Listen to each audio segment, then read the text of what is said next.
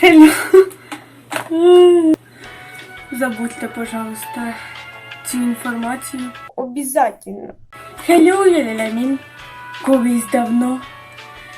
Я вічно могла всім говорити, що я ні разу, ніколи, коротше, не була на морі. Але в один прекрасний день случилось чудо. Реально чудо! Я думала, що в мене таке невозможно в цій житті. Бабуля взяла мене з собою на море. Тіруда. 9 числа я перший раз поїхала і перший раз поїздом на море. Я навіть не думала, що там так говняно спать. Мене ж і поперло на поверх той, що вище, я взагалі там не могла заснути. Зі мною їхала моя бабуля, моя тьотя і моя троюрідна сестра Катерина. І нам ще підкинули чувака одного в купе. Це ж називається купе. Але зато я перший раз по-настоящему спала, як бомж, в якого є гроші на поїзд. Приїхали ми, значить, і я по бабульним словам, ми скоро з тобою поїдемо на 10 днів на море. Я, звісно, представляла собі прекрасні картини. Виходили ми з поїзда, а я ж взяла з собою кучу речей, які в мене сумки з BTS. Портфелі з BTS. Який я в школу ношу. Да. Хто не бачив, хто не знає. І я чую, хтось уже питає BTS. І я така... BTS. І дивлюсь, якась дівчинка. Почти як я. О, нова подружка. А з нами ще в поїзді їхала якась банда дітей. Ну, лагерь. Приходимо ми на місце, де ми будемо жити. І я розумію, що я багато намічтала. Показати вам мій курятник. Ось яка красота. Прям люкс. Ось кровать. Кстати, я тут сплю. І я зразу так розстроїлась. Стала біля вікна. Ще знаєш, там не хватало такого доща за вікном і таке. Хоча там жалюзі були, які відкриті я не додумалась. І нічого не видно було. Після мого проридання почалось ще одне, тільки вже від радості. Бо я море побачила. Ну море ж, блін, краю не видно, край, а де край? Як тут не заплакать? Ой, рядом з морем був бар. Це саме курортне на вид місце там було. Хоча там ріжок маленький морожена стоїть 30 гривень. Ну, ще я вам переведу на...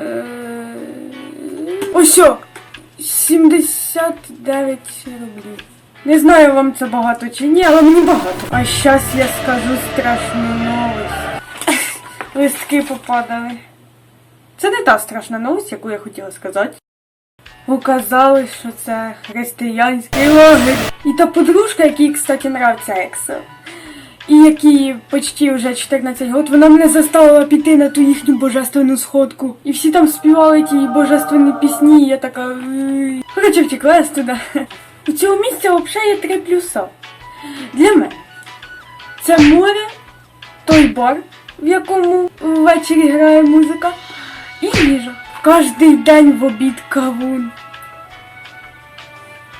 Ну, то таке зелененьке з чорними полосочками. Це для вас такий показательний перевод. Куча всяких різних каш з котлетками, ковбасками, сосисами, котлеток багато не було. І знаєш, прийшла додому, дивлюсь в холодильник, суп ясно. А там теж був суп, але я його що їла. На морі я багато з ким познайомилась. Не тільки з тією Машею, що Ексо любить. Але щось я в ній все-таки не розумію. Ще один странний. Лава. Підпливає до мене і питає, тебе як звати? Я кажу, мене Ляля звати. А він такий каже, такого імені не существує, я тебе так називати не буду. Потім я узнала, що його звати Дамір. Ну він спочатку мене бісив, а потім я почала скучати за тим, як він мене бісив. Просто не хватало в житті такого друга. А ще кожен вечір був якийсь гульбан дітей. І був якийсь чувак такий, ой, не розстраюйся, що ти проіграв, садись. І там вічно грало одне й те саме. Тільки й чула кожен вечір, що охрана, отмен. Ще моя троюрідна сестра приходила, котилась по кроватям і «А я не Лена, я». Ах, точно. А ще в мене вся галерея забита чайками. Чайка, чайка, чайка, чайка, чайка, чайка, чайка. Чайка!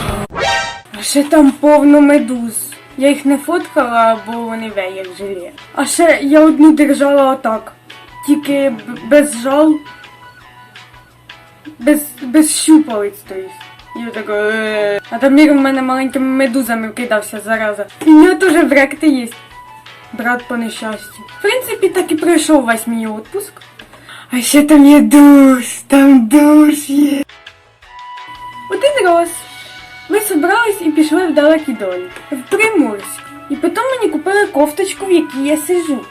Це не кофточка, а мечта просто. Ви не розумієте, як я про неї давно мечтала. Ви що? У мене є така похожа, але вона менша. Ну, в обтяжку більше. І на ній є ще тут візерунок, а тут нема, понімаєте? Ну, типу, картиночка. Я ще й спеціально взяла більший розмір, щоб воно було на мене велике. Я так люблю оверсайз. Продовжуємо our conversation. Я не сильно багато всього купила там. Хіба що булочку, яку не я купила і не собі. Але я її з'їла. Ще пізніше, десь під конець цього замечательного віддиху, ми пішли опять в далекі далі по піску пішком в Лазурне море. Воно Чорне море, але іменно цей кусок називається Лазурне море. Що він сказав? От туди вже треба було йти 2 часа вперед і 2 часа назад. Але пішли не всі. Пішла тільки я, моя тьотя і ще 2 пацанів з лагеря Тоха і Діма. А як ми вже туди доповзли, то моя тьотя зайшла в аптеку. І пацани стоять такі дивляться, а там вже всякі там називін. Ну, тоже всякі там спреї, короче. І бачить, там є Назік спрей. А їх друга з цього лагеря звать Назар. От того времени я називаю Назара Назіком спрей. А ще один раз ми пішли на Смердюче озеро. Я туди навіть не лізла, воняє же ж. Перед тим, як треба було вже їхати, увечері був прощальний костер біля моря. Думаєте, це конець? Я поїхала додому і все? На слідуючий день після цього костера ми поїхали в Херсон в якийсь дом молитви. Всі казали, що це церква, а я така, ні, написано дом, це дом молитви. Даже вигляділо як дом. Ми повинні були там сидіти, бо нас вигнали з лагеря десь в 11 часов, а до поїзда треба було ждати ще 8. І я там загубила своє кольцо і думаю, та я дома знайду. І знайшла. В сумці. Я так не хотіла загоряти там на морі, капець. Спочатку я згоріла, а потім цей згар превратився в загар. Отакий фокус. А більше фоток ви побачите в мене в інстаграмі. Ось він. Отут должен бути, якщо я його напишу. Ну, наверное, на полосочках не дуже хорошо буде видно. Все попадало нафіг. Отут. Ось він. Ось мій інстаграм. Написано. Отаке во.